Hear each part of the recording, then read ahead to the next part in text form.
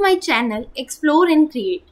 तो आज हम एक्सेल के 3 बेसिक फार्मूलाज जानेंगे, काउंट, काउंट ए और काउंट ब्लैंक।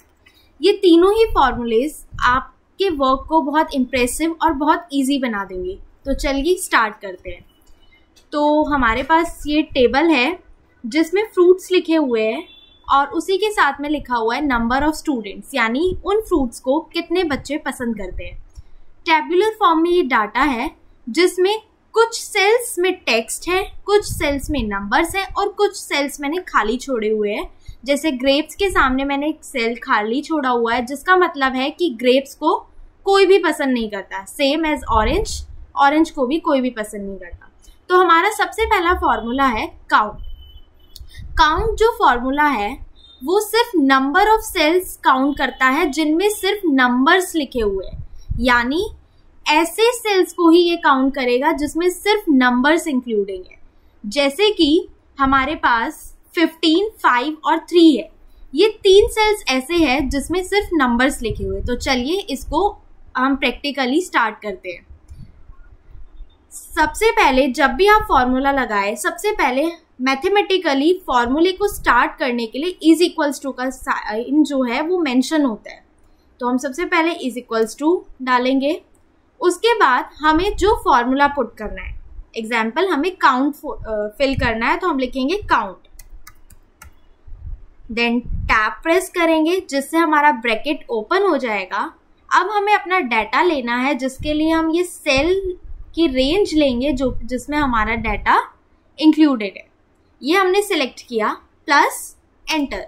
सो हमारे पास नंबर आ गया 3। इसका मतलब है कि 3 सेल्स ऐसे हैं जिनमें नंबर्स लिखे हुए हैं। सो आपने प्रैक्टिकली समझा कि किस तरीके से काउंट जो है सिर्फ नंबर्स को काउंट करता है। सेकेंड फॉर्मूला है हमारा काउंट ए। काउंट ए हमारा फॉर्मूला काउंट करता है नॉन ब्लैंक सेल्स को, यानी ऐसे सेल्स जिसमें सिर्फ लिखा हुआ है। ये ब्लैंक सेल्स को काउंट नहीं करेगा। इट डजंट मैटर कि उसमें टेक्स्ट लिखा हुआ है या उसमें नंबर्स लिखे हुए हैं, उसमें स्पेशल कैरेक्टर्स लिखे हुए हैं। अगर आप स्पेस का बार भी दे दोगे तो भी वो काउंट करेगा, ब्लैंक सेल्स के अंदर उसे वो नहीं काउंट करेगा। तो इसे भी हम प्रैक्टिकली समझते हैं। सबसे पहले is equals to, then count A, then tab press करेंगे, हमारी टेबल लेंगे और एंटर। तो हमारे पास आंसर आया है 3, यानी कि 1 second, is equals to count A, tab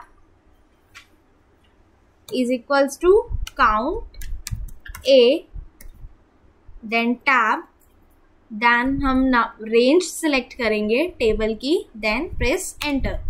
सो हमारे पास आंसर आया 10, यानी 10 सेल्स ऐसे हैं जिनमें हमने टेक्स्ट और नंबर्स या फिर कुछ भी लिखा हुआ है। जैसे कि आप देख भी सकते हो 1, 2, 3, 4, 5, 6, 7, 8, 9 एंड 10। तो 10 सेल्स हमारे पास ऐसे हैं जिनमें लिखा हुआ है। लास्ट फॉर्मूला है काउंट ब्लैंक। इसका यूज करते हैं। काउंट ब्लैंक जो फॉर्मूला है वो सिर्फ ब्लैंक सेल्स को काउंट करेगा, यानी कि वो सेल्स जिनमें कुछ भी नहीं लिखा हुआ है, जो सिर्फ और सिर्फ ब्लैंक है। सो लेट्स हम इसको यूज करते हैं। Is equals to count blank, tab press करेंगे, हमारी रेंज सिलेक्ट करेंगे, देन प्रेस एंटर। सो हमारा आंसर आ गया है 2। और जो हमने रेंज सिलेक्ट करी थी उसमें भी हमारे 2 ही सेल्स ऐसे थे जो कि ब्लैंक है, बाकी हमारे सभी सेल्स में कुछ ना कुछ लिखा हुआ है।